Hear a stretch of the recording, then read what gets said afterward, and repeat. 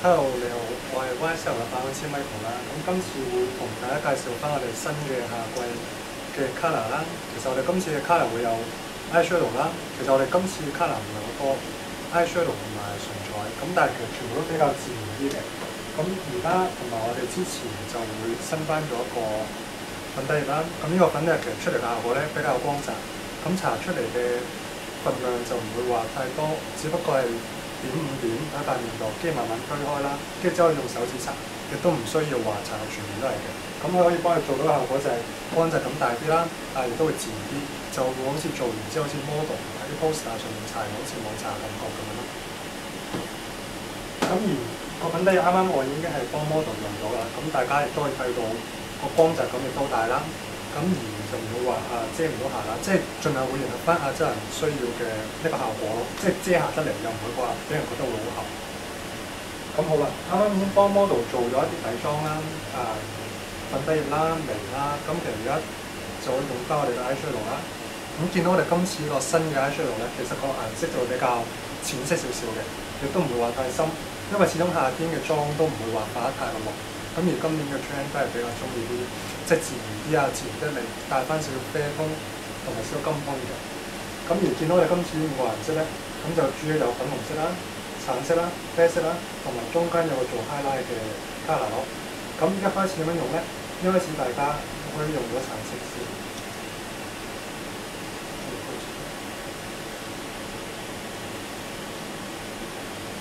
搽咗少少喺眼窩，咁而橙色呢一個 colour 咧就唔會話令到你隻眼好重，因為佢呢個橙唔會話出嚟好深嘅個橙，咁少少咁搽啦。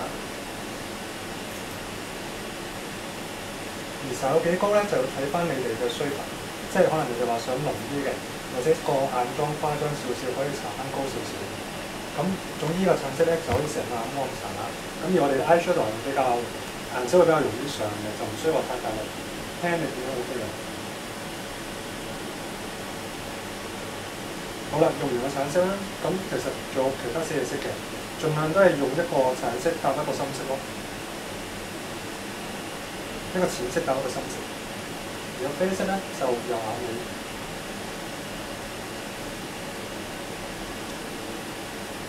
尾輕輕咁向眼度搽翻開嚟。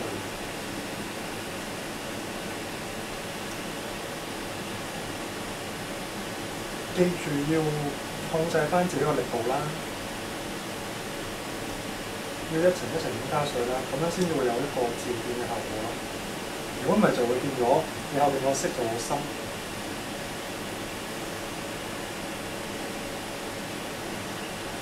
同埋絕對唔需要搽得太高，記住個啡色就唔可以冚過咗之前嘅橙色，就一定要一層一層咁加上去。因為夏天始終唔需要太濃啦個妝，除非你話即係夜晚出街或者有啲咩場合要去就可以放濃少少。如果唔係個顏色都真係唔需要太深，大致上咁樣已經 OK，即係望上去自然啲，而且眼都會大翻少少。而下邊都要加翻少少啦。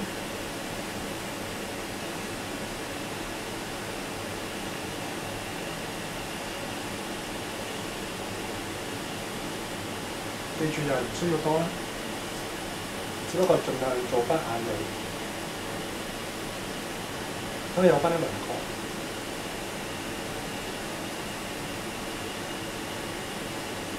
差唔多就咁樣。咁而中間有白色咧，就可以攞少少喺眼頭向翻眼嘅中間搽翻過去。咁如果大家有留意到咧，啱啱個深啡色咧，其實冇搽到眼頭嗰度嘅，咁所以深色喺眼尾，而淺色喺前邊咧，咁就可以做翻個漸變，由淺至深咁樣化出咯。咁因為呢啲眼型都會比較適合翻亞洲人嘅化法啦，因為普通亞洲人嘅眼尾都比較跌嘅，咁可以後邊深色啲，就可以令到你個眼會升翻高啲。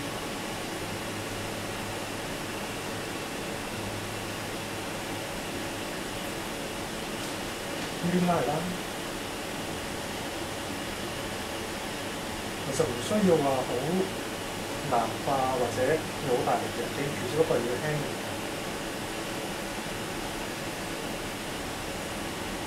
大家咁你發翻個字面就其實取決翻你個眼影個 texture 同埋你啲數。記住眼影就喺度輕力咁化啦。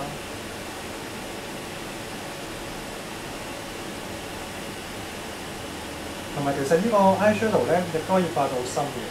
咁所以如果當你有陣時你想化得深少少咧，你可以用翻個手指或者用翻本身入邊跟翻個棉花棒啦，咁就可以令到你顏色會更加深啲。如果想自然咧，就最好用白水。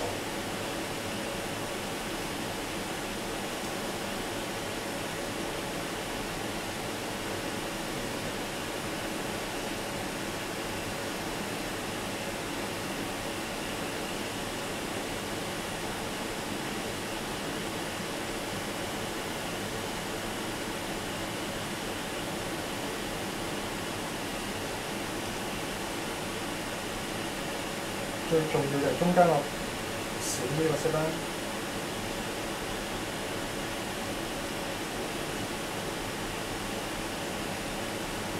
而眼頭嘅下邊可以加翻少少，等下邊會個光澤咁大啲，輪廓亦都會突顯翻啲。如果大家想畫個夏天感覺重啲咧，個橙色可以加翻深少少。盡量個橙色多啲，啡色只不過更拉拉嘅啫。咁而齊拉出嚟啦，加翻少少眼線啦。而眼線就用翻我哋嘅 EC eyeliner。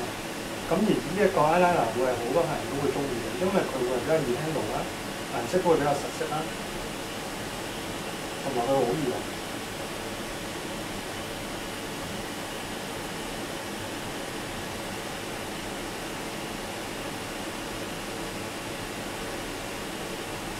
記住畫，盡量都係畫翻喺眼線根部啦，就唔需要畫得太過高。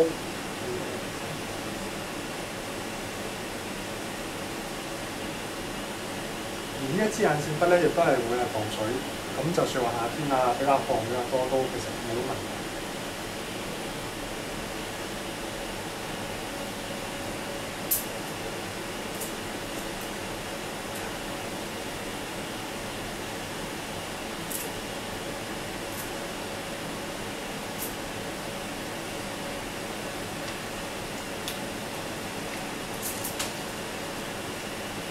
咁好啦，眼線筆之後啦，就可以用翻我哋嘅 mascara 啦。咁呢一隻就我哋 mascara Singular啦。咁其實佢會做到3D 效果咯，有增長啦、濃密同埋捲曲都可以做到。咁好似而家 model 咁啦，就唔需要話點樣可以貼咗眼線毛就可以貼晒。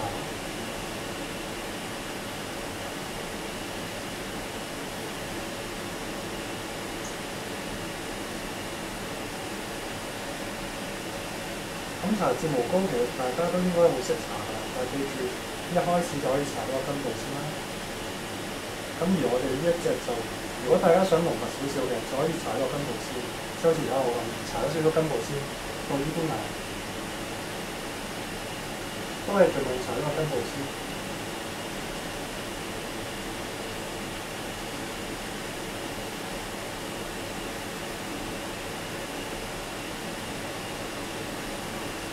好啦，兩邊都搽咗根部啦，咁就可以再搽翻少少喺上邊啦，即係最高嗰 part。